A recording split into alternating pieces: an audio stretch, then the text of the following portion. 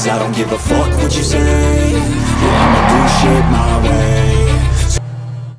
Film ini berjudul Madre, film yang menceritakan tentang jalan hidup anak muda yang baru saja menerima warisan dari orang yang selama ini tidak pernah dia kenal namun telah meninggal. Anak muda itu bernama Tansen. Singkat cerita, sesaat setelah Tansen menerima surat warisan, dia diminta oleh pengacara keluarganya untuk datang menemui seorang laki-laki parubaya yang bernama Pak Hadi, yang merupakan tangan kanan dan orang kepercayaan dari keluarga Tanda Beker selama ini. Singkat cerita, keduanya berkenalan dan di hadapan Pak Hadi, Tan kemudian menjelaskan semua yang baru saja dia alami. Di hadapan Pak Hadi, Tan mengatakan bahwa dia tidak mengenal Madre, adonan roti, dan keluarga Tanda Beker.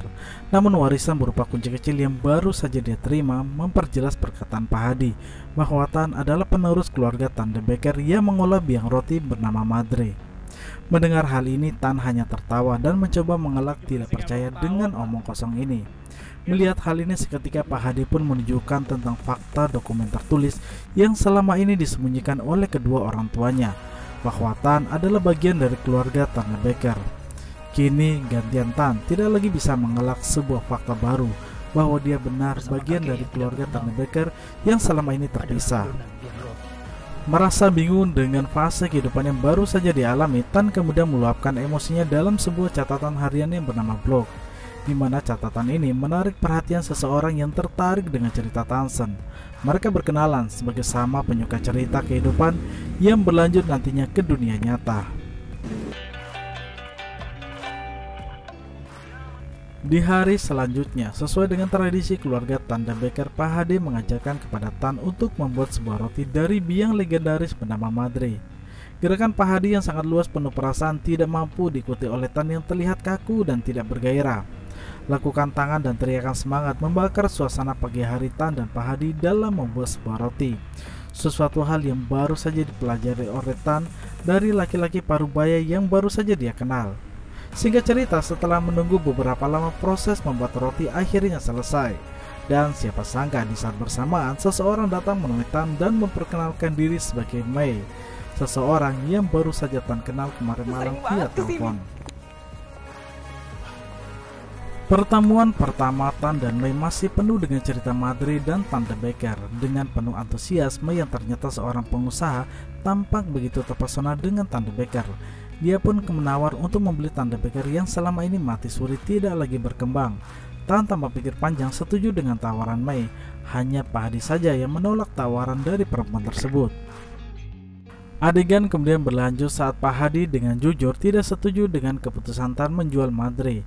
Pak Hadi menjelaskan bahwa Tanda Beker memiliki arti penting sehingga tidak layak untuk dijual. Mendengar hal ini seketika membuat Tan menjadi bimbang.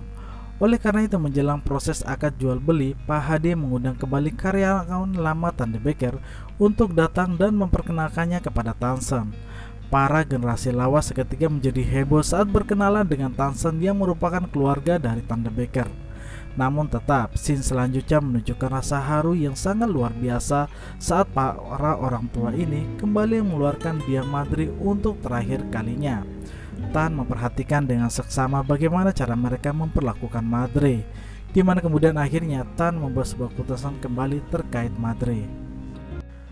Tan meninggalkan Tanda Beker dengan sepucuk surat untuk Pak Hadi, bahwa dia memberikan hak sepenuhnya kepada Pak Hadi dan membatalkan jual beli Tanda Beker. Di mana pesan Tan sebelum menghilang ini kemudian juga didengar oleh Mei yang datang ke Tanda Beker. Mei sangat kecewa dengan sikap Tan, namun Pak Hadi lebih kecewa dengan hilangnya Tan yang tiba-tiba.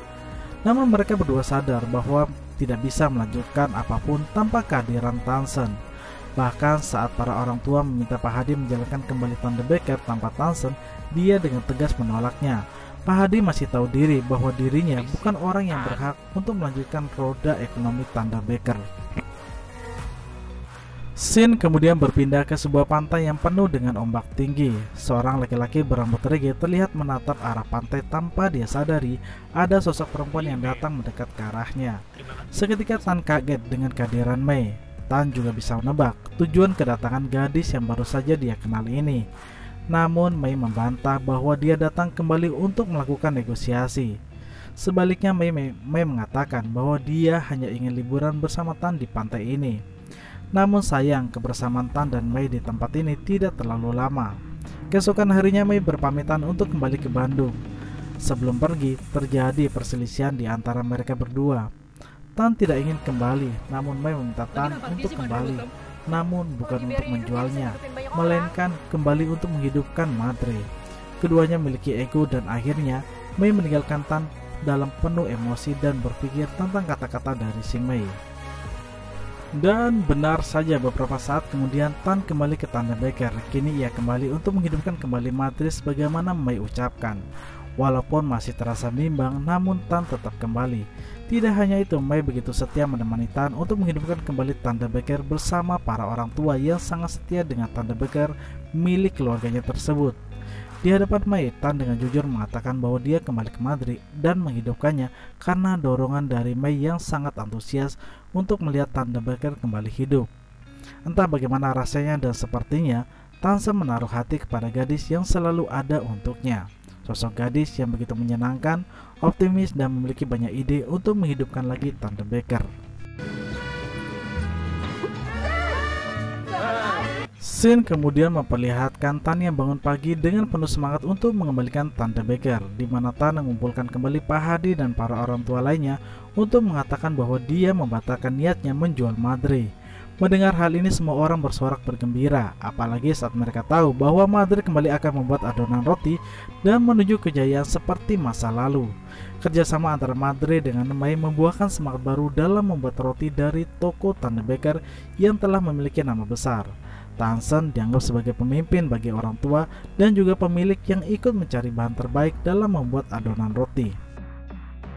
Usaha yang telah dilakukan oleh Tansen dan para orang tua ini mendapat apresiasi dari Mei yang memutuskan untuk berinvestasi.